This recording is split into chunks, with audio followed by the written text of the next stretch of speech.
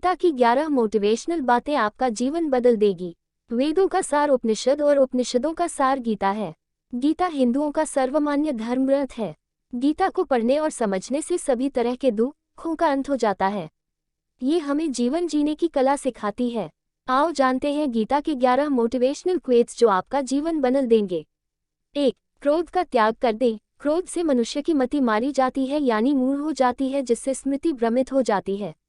स्मृति भ्रम हो जाने से मनुष्य की बुद्धि नष्ट हो जाती है और बुद्धि का नाश हो जाने पर मनुष्य खुद अपना ही का नाश कर बैठता है।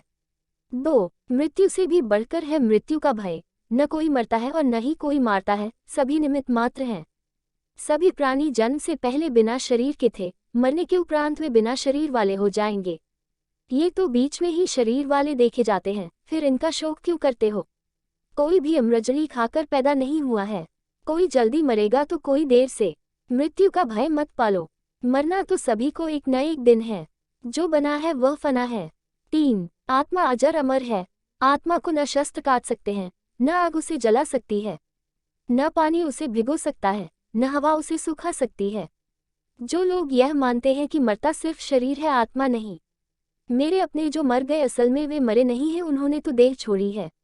वे कहीं और जन्म लेंगे। ऐसे लोग ही सच्चा मार्ग ढूंढ लेते हैं। 4. कोई हमारा अपना नहीं है। गीता में श्री कृष्ण अर्जुन से कहते हैं कि हे अर्जुन, तेरे और मेरे कितने ही जन्म हो चुके हैं। आज जिसे तू अपना समझ रहा है वे पूर्व जन्म में तेरे नहीं थे। मेरे और तेरे बहुत से जन्म हो चुके हैं। मैं उन सभी जन्मों के बारे जानता हूँ, लेकिन तू नहीं जानता। कर्मवान बनो, आस्थावान नहीं। कर्म पर ही तुम्हारा अधिकार है, लेकिन कर्म के फलों में कभी नहीं। इसलिए कर्म को फल के लिए मत करो और नहीं काम करने में तुम्हारी आसक्ति हो। जिसका मन अपने वश में है, जो जितेंद्रिय एवं विशुद्ध अंतःकरण वाला है और संपूर्ण प्राणियों का आत्मरूप परमात्मा ही जिसका आत्मा है, ऐसा कर्मयोगी कर्म करता हुआ भी लिप्त नहीं होता। कर्मों में कुशलता को ही योग कहते हैं।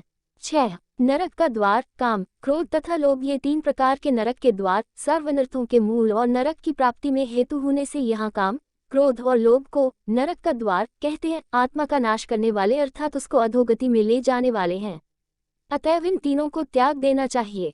7. व्यर्थ की चिंता छोड़ वर्तमान में जियो। क्यों व्यर्थ की चिंता करते हो? किससे व्यर्थ डरते हो? कौन तुम्हें मार सकता है? आत्मा न पैदा होती है न मरती है। जो हुआ वह अच्छा हुआ, जो हो रहा है वह अच्छा हो रहा है, जो होगा वह भी अच्छा ही होगा। तुम भूत का पश्चाताप न करो, भविष्य की चिंता न करो। वर्तमान चल रहा है। लगाव की दुख का कारण है। तुम्हारा क्या गया जो तुम रोते हो? तुम क्या लाए थे जो तुमने खो दिया? तुमने क्या पैदा किया था जो नाश हो गया? न तुम कुछ लेकर आए, जो लिया यहीं से लिया, जो दिया यहीं पर दिया, जो लिया इसी भगवान से लिया, जो दिया इसी को दिया। खाली हाथ आए और खाली हाथ चले। जो आज तुम्हारा है कल और किसी का था, परसों किसी और का होगा। तुम इसे अपना समझकर मग्न हो रहे हो। बस यही प्रसन्नता तुम्हारे दुखों का कारण है। 9. परिवर्तन को समझो और उसके साथ रहो। परिवर्तन संसार का नियम है। जिसे तुम मृत्यु समझते हो वही तो जीवन है। एक क्षण में तुम करोड़ों के स्वामी बन जाते हो, दूसरे ही क्षण में तुम दरिद्र हो जाते हो। मेरा तेरा, छोटा बड़ा, अपना पराया मन से मिटा दो, फिर सब तुम्हारा है, तुम सबके हो। न ये शरीर तुम्हारा है, न तुम शरीर के हो। यह अग्नि, जल, वायु, पृथ्वी, आकाश से बना है और इसी में मिल जाएगा, परंतु आत्मा स्थिर है, फिर तुम क्या हो? 10. धर्म की शरण में रहो। यदि तुम खुद कुछ नहीं कर सकते हो तो श्री कृष्ण कहते हैं कि तुम अपने आप को भगवान को अर्पित करो। यही सबसे उत्तम सहारा है।